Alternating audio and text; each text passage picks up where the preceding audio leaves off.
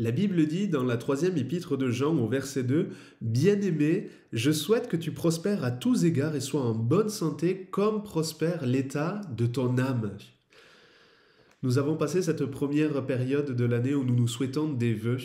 Et là, nous voyons dans ce verset les vœux que Dieu nous souhaite, mais pas seulement pour le début d'année, pour tous les jours de notre année, pour tous les jours de notre vie. Parce que la parole de Dieu, elle est pour nous toujours actuelle. Et nous voyons dans ce verset ce que Dieu veut. Nous avons lu « Je souhaite que tu prospères à tous égards et sois en bonne santé, mais aussi et surtout comme prospère l'état de ton âme. » C'est ça qu'il y a de plus important aux yeux de Dieu. La santé physique, c'est important. C'est un bien précieux. Et souvent, on se le souhaite dans nos vœux. La santé, surtout la santé, on l'entend, on le dit. Mais il y a un bien plus important et précieux que la santé physique, c'est la santé de notre âme. Comment va ton âme? Comment va la santé de ton âme aujourd'hui? La santé de l'âme est plus importante que la santé physique. Il y a ce verset dans Proverbe 18, verset 14 qui nous le montre. « L'esprit de l'homme le soutient dans la maladie. Mais l'esprit abattu, qui le relèvera ?» Vous voyez, celui qui a un esprit, une âme en bonne santé, il est soutenu quand il passe par la maladie, quand il passe par une épreuve, par une difficulté. Mais l'esprit abattu, celui qui a son âme malade, celui qui a son âme abattu, qui le relèvera? Là, c'est plus compliqué, là, c'est plus grave. Et Jésus est venu pour cela, pour que notre âme soit en bonne santé. Il est venu pour sauver notre âme. C'est ça qu'il y a de plus important aux yeux de Dieu.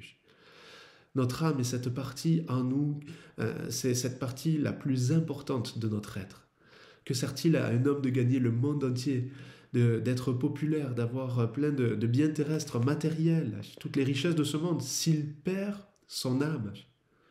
Jésus-Christ est venu pour sauver notre âme et pour cela, il a tout accompli à la croix. Il a pris sur lui nos péchés, notre condamnation, afin que notre âme ne finisse pas en enfer dans des tourments, des souffrances éternelles, mais afin que nous puissions être en paix avec Dieu et dans sa présence pour l'éternité. Jésus a tout accompli à la croix par amour pour chacun d'entre nous, afin que notre âme soit restaurée, lavée, purifiée et rassasiée de la présence de Dieu. Jésus-Christ, Dieu, a tout accompli. Mais maintenant, il nous appelle à faire notre part aussi, pour veiller sur notre âme. La Bible dit « Veille sur ton âme tous les jours de ta vie ». C'est ce qu'il y a de plus important. Il est encore écrit par ailleurs « Garde ton cœur plus que toute autre chose ». Plus que ton porte-monnaie, plus que ton travail, plus que ta famille. Garde ton cœur plus que toute autre chose.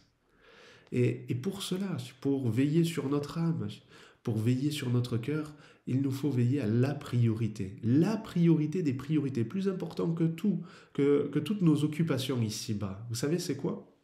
La priorité des priorités. Jésus dit une seule chose est nécessaire, une seule. C'est notre communion avec Dieu, notre communion avec Jésus, notre attachement à lui.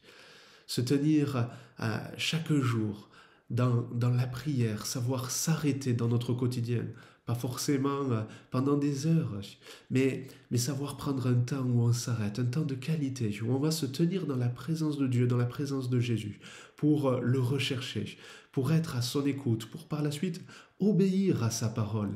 Et c'est ça qui va nous amener à avoir une âme en bonne santé. Et je voulais nous encourager au travers de cette vidéo à veiller sur notre âme. Comment va ton âme? Dans quel état est ton âme? Peut-être que vous ne savez pas répondre à cette question. Et je vous propose un petit test pour savoir comment va votre âme. On a parlé de la communion avec le Seigneur. Est-ce que vous avez justement cette communion avec Dieu? Cet attachement à Jésus? Est-ce que vous connaissez le lieu secret? Est-ce que vous tenez chaque jour dans votre planning, dans votre journée, un temps où vous vous arrêtez et où vous recherchez Jésus et où vous vous arrêtez pour être à son écoute, dans la prière, dans la lecture de la Bible?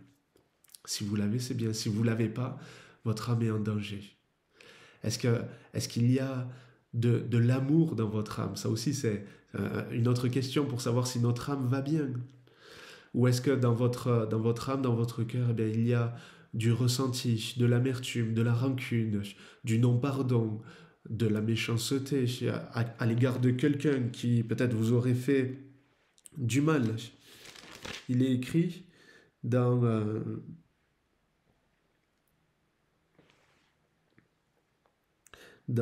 Proverbe chapitre 13, verset 3, celui qui veille sur sa bouche. Et prenons garde à ce qui sort de notre bouche à l'égard de même ceux qui nous auraient fait du mal, nos ennemis.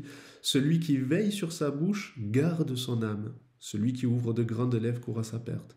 Il est encore écrit juste après, l'âme du paresseux a des désirs qu'il ne peut satisfaire, mais l'âme des hommes diligents sera rassasiée. C'est sûr qu'il nous faut rejeter la paresse et rejeter toutes sortes de mauvaises attitudes, comportements comme cela pour avoir notre âme en bonne santé. Veillons à ce que la Bible nous dit. Est-ce que nous avons aussi pour veiller à la santé de notre âme, est-ce que nous avons cet attachement à l'Église, la maison de Dieu? Ou est-ce que nous ne veillons pas à cela? Attention là aussi, pour prendre soin de notre âme, à ce qu'il y ait toujours cet attachement aussi à la maison du Seigneur, à la communion fraternelle, au service, à se servir les uns les autres. Tout ça là, ce sont des questions pour nous amener à voir l'état de notre âme. Et je vous encourage à réfléchir à cela, afin que votre âme soit en bonne santé. Que Dieu vous bénisse.